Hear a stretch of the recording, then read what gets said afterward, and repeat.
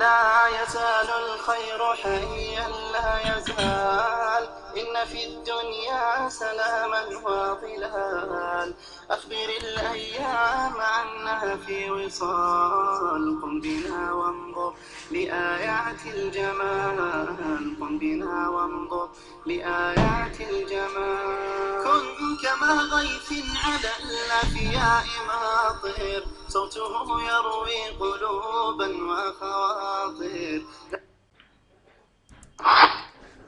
Hi guys and welcome back to my channel. My name is Gumbaja from Apprendre des langues en Wolof. In today's lesson we are going to see colors in English. Salut les gars, j'espère que yéen a ngi ci jàmm baax a baax da leen a jàmm baax a baax seen njàngum anglais ak seen mbokk Goumba Diaw de Apprendre des langues en Wolof.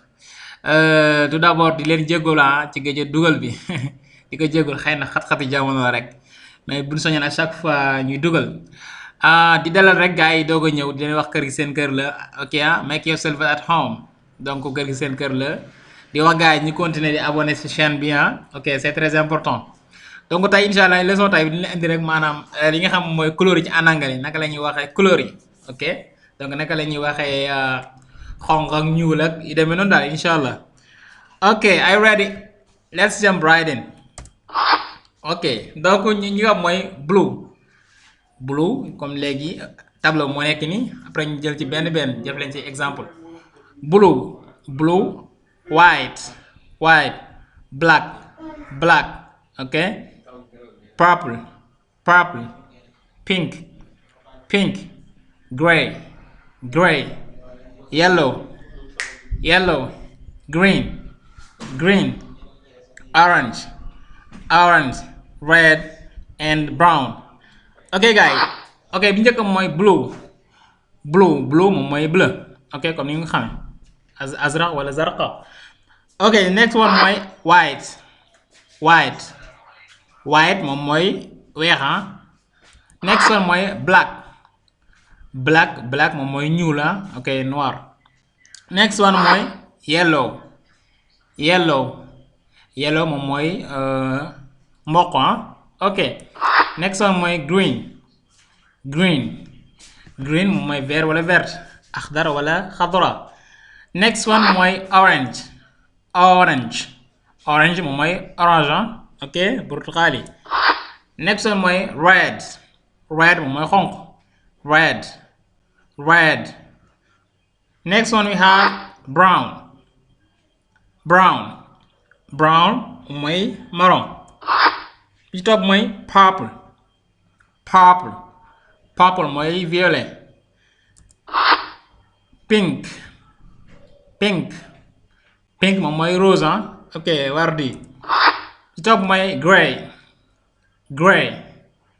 gray moom mooy gris. léegi dañ leen jox exemple bu ko defee bu ñu waxee tableau ñu jaaraat jox leen ci bu ci nekk ñu jox leen ci ay misaal insha allah. ok ñu jaaraat ci blue white black yellow green orange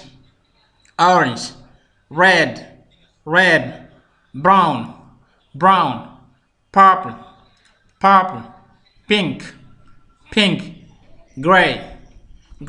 ok ñu dem ci exemple bi njëkk mooy the sky is blue mooy asamaan si dafa bleu comme ni nga gis noonu ok the sky mooy asamaan is blue the sky is blue ok le ciel est bleu as-sama zarqa. next one we have is a blue door mooy buntu bu bleu ok a blue door ok donc ñu dem ci white ok masala ñu ne the car of my neighbor is white the car of my neighbor is white mooy sama oto dëkkandoor bi dafa weex ok maanaam sama oto dëkkandoor bi couleur bu weex la am. the car of my neighbor mooy dëkkandoo.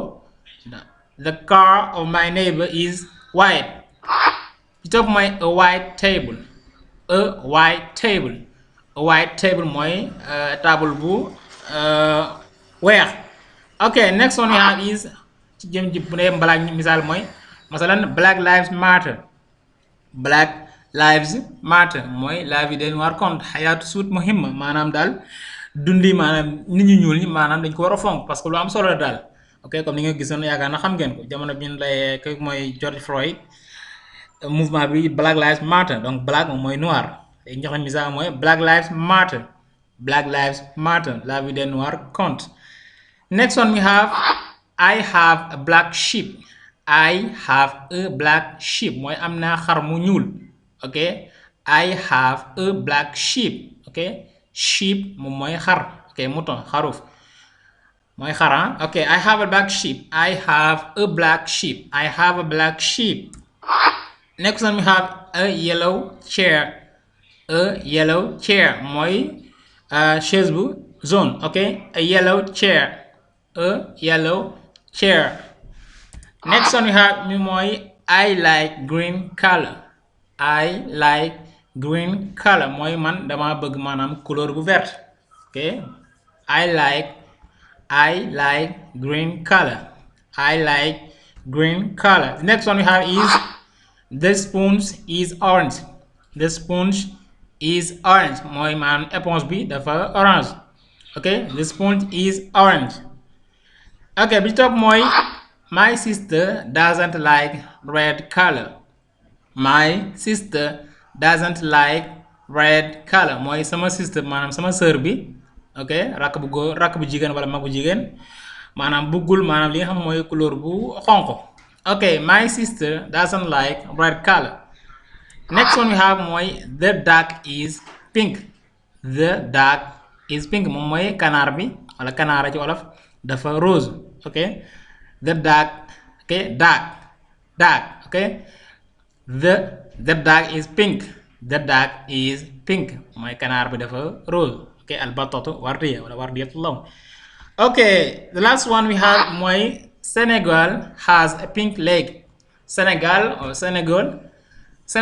has a pink lake mooy Sénégal am na lac boo xam ne dafa rose maanaam ok Sénégal a un lac rose.